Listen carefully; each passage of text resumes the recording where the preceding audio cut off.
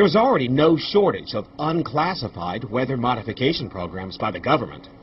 But those who fear chemtrails could be secret biological or chemical testing on the public point to the 1977 Senate hearings in particular, which confirmed 239 populated areas had been contaminated with biological agents between 1949 and 1969.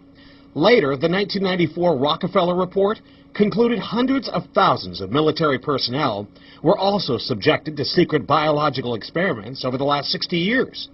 But could secret testing be underway yet again? I'd rather it be something inert and benign, something that's, not causing any damage, but I'd like to know what it is.